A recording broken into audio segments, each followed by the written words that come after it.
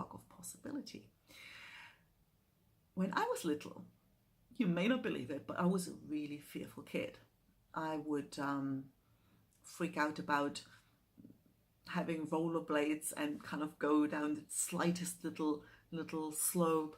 I didn't like races with bicycles. I hated, in winter when we had these little sleds to go, down a hill.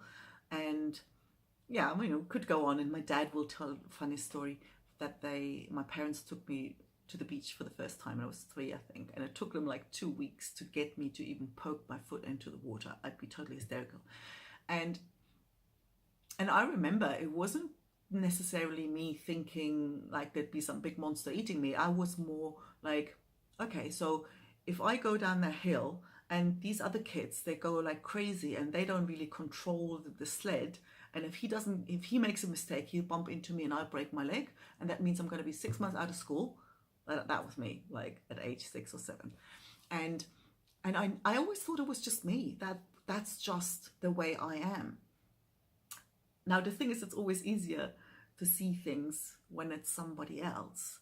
But yeah, a friend of mine who's really generous, and he's always like, his big thing is like he needs to help people.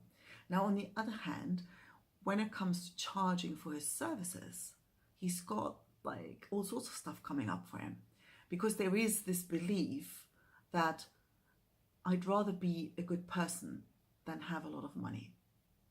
And from what I understand, that belief actually came from his mum.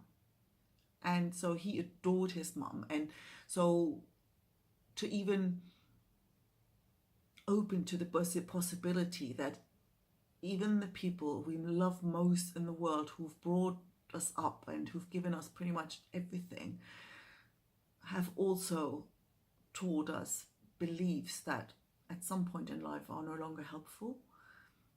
That's not an easy step to take.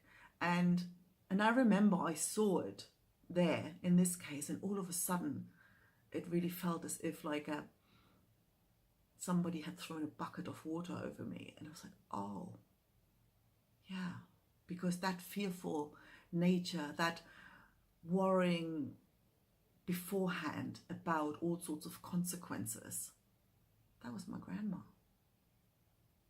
And she was the person who brought me up, who I was closest to growing up. And it makes me think, which of our beliefs and thought patterns and behaviors aren't even ours? And I get the feeling they're a lot harder to see when we've actually got them from somebody we're really close to. But imagine and just think about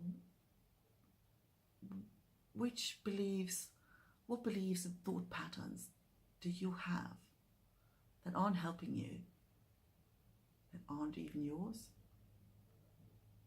And how would your life be different if you could just let them go? See you tomorrow.